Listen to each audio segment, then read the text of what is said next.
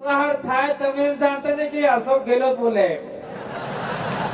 ये कांति भाई आदिवासी बोल रहा है और हमारे एक नेता डूंगरपुर के भी उतना और बोलते, वो भी मत समझता ये नेता है लंबा चौड़ाई।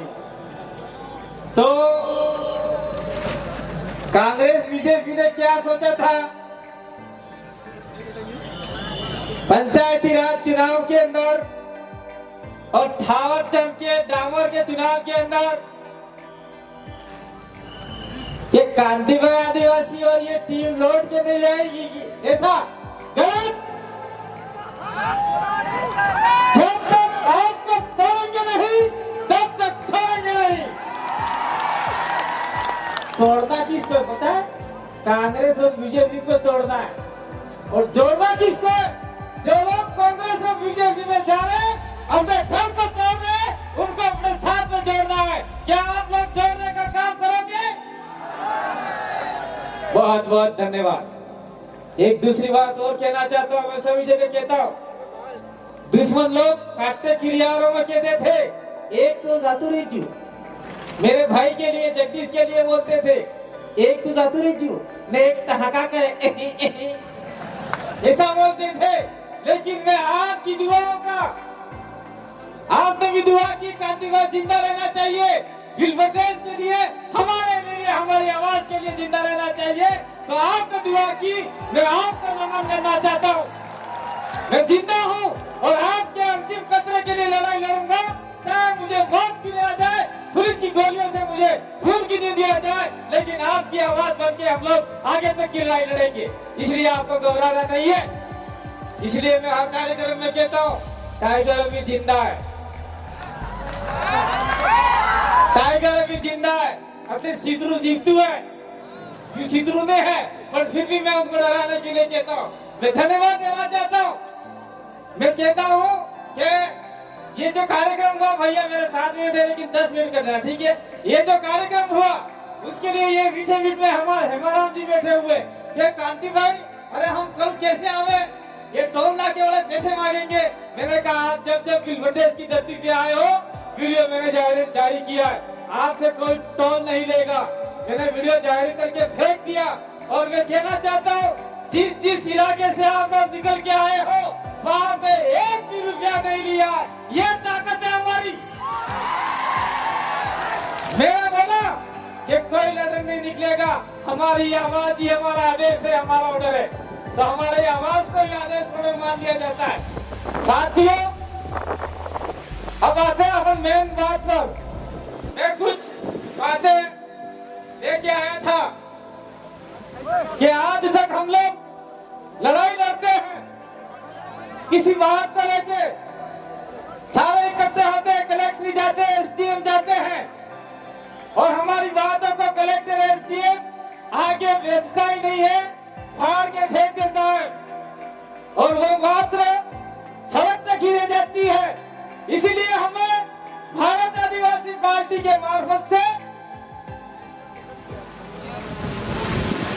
भारत आदिवासी पार्टी के मार्फत से राजस्थान में जिस प्रकार से हमने 2 विधायक भेजे, उसी प्रकार से गुजरात में 27 विधायकों में से 10-15 विधायक भेजते होंगे।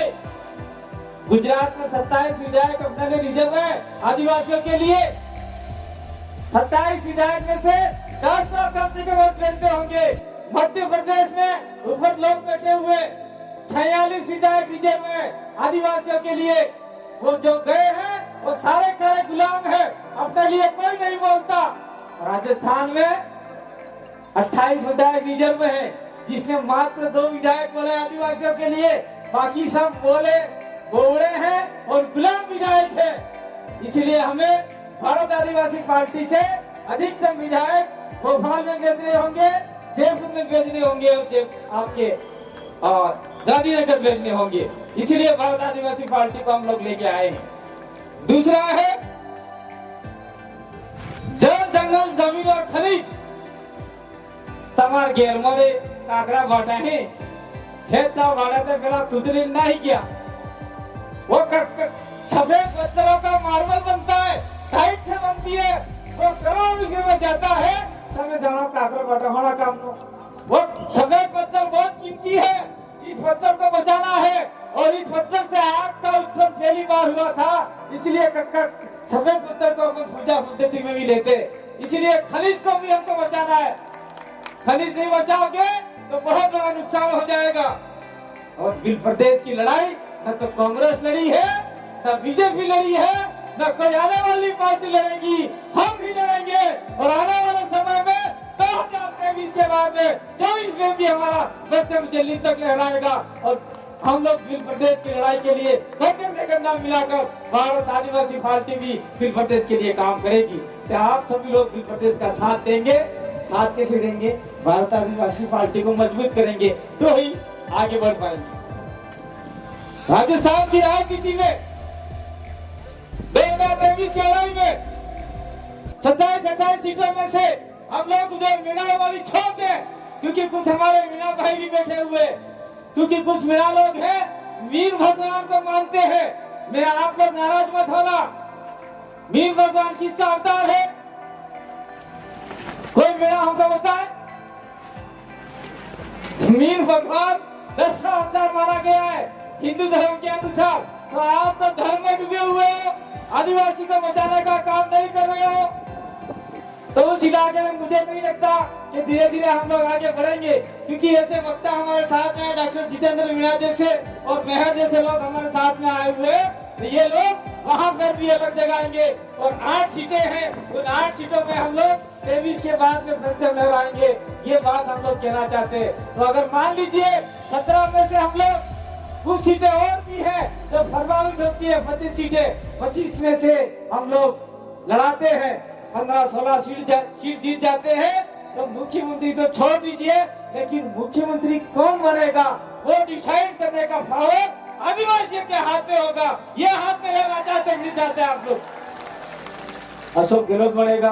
अशोक गहलोत उठ बैठ, ये ताकत आपके पास में होगी। वसुंधरा राजे आ गई तो वसुंधरा राजे उठ जा बैठ जा, उठ जा बैठ जा, या मत आना। ये पावर आपके हाथ में होगी। यही पावर हम आपको देना चाहते हैं। यही पावर अगर आपने ले ली तो निश्चित रूप से आपका विधायक दिल्ली जाएगा।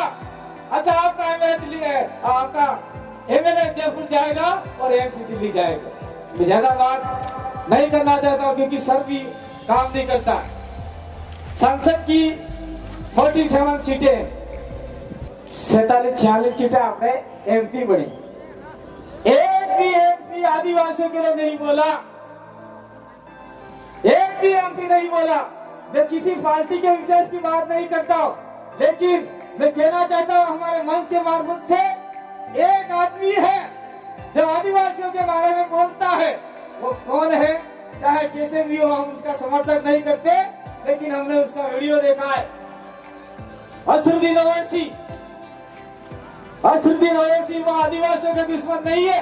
उन्होंने बोला कि भारत का आदिवासी देश का मालिक है। कौन सा आदिवासी वहां जाके बोला? एक मुसलमान सांसद आदिवासियों को नहीं बोल रहा है। आदिवासी और मुसलमान की लड़ाई कभी नहीं है, ये धार्मिक लड़ाई जा रही है। इस लड़ाई को हमको समझना होगा। मुस्लिमों के साथ हमारी कतई लड़ाई नहीं है। ये आपका मैं लोकल मुद्दा बता रहा हूँ। हमारे बीच में सलीम भाई बैठे हुए, उनको हमने जिला प्रमुख के लिए दावेदार बनाया था। कांग्रेस और कमल कांग्रेस ने मिलके सलीम भाई को हरा दिया। तो ये कितनी बड़ी मूर्खता है उन लोगों की। और हमारे लोग आज भी कांग्रेस बीजेपी कर रहे हैं। कांग्रेस बीजेपी छोड़ेंगे नहीं तो आने वाले समय में हमारे बच्चे कटोरा लेके भीख मांगेंगे भाई। तो ये भीख नहीं मंगवानी है, हमको हमारे समाज को मजबूत करना है। और दूसरी बात मैं इस मंच के मार्फत से कहना चाहता हूँ कि भारत आदिवासी पार्टी व्यक्ति विशेष, धर्म विशेष, जाति विशेष की नहीं है। ये लोकतंत्र तरीके से बनी हुई है। उसके अंदर एसटी भी आ सकता है, एससी भी आ सकता है, ओबीसी भी आ सकता है, और माइनॉरिटी तो सारे बैठे हुए हैं। यहाँ पे फरजाना जी ने अभी माला पहनाई, फरजाना जी का स्पीच था लेकिन लेट आए। तो ये सारे लोग, जो भी मैं कहना चाहता हूँ, जो लड़ाई लड़ाना चाहते हैं, बांसवाड़ा में जो आपके मुसलमान है, जो इस इलाके में आपके बिल प्रदेश में जितने मुसलमान हैं, अगर आदिवासी के साथ में कंधे से कंधा मिलाकर चलोगे तो निश्चित रूप से आपके साथ में कोई अत्याचार शोषण चाहता ही होगा। ये हम लोग यहाँ से वादा करना चाहते हैं। ऐसी को भी कहना चाहते हैं कि आपको गोलियों से उजाड़ा जाता है, मटके से पानी पीते हैं तो आप लोगों को मारा जाता है। निश्चित रूप से आप लोग हमारे साथ में रहोगे तो आप लोगों को भी हम लोग शोषण अत्याचार से मुक्त कराएंगे, आजादी दिलाएंगे। और ओबीसी को क्या आरक्षण है इस इलाके में? मैं ओबीसी के लिए कहना चाहता हूँ, आप लोगों की वजह से ही सब नुकसान हो रहा है। इस इलाके में ओबीसी को कोई फायदा नहीं है। अगर आप लोग हमारे साथ में कंधे से कंधा मिला के चले तो संविधान के अंदर जितना भी राइट्स दे रखा है उसको हम लोग इम्प्लीमेंट कराने का काम करेंगे। हमारे एकमात्र विधायक राजकुमार रोज जी ने ओबीसी के लिए बोला, ओबीसी अन्य पिछड़ा वर्ग के लिए। और मैं अंत में ज्यादा समय नहीं लूंगा क्योंकि आपने तफीमदार की मन को बफाई क्यों लागे तो बेचार वक्ता बीजा है बोला वाला, सबकी बात सुन के जाना और कसम खा के जाना। जितने भी लोग आए हैं अपने पूर्वजों की कसम खा के जाना, अपने माता कसम खाई जा दो, जरा मानो और सम खाई जा दो।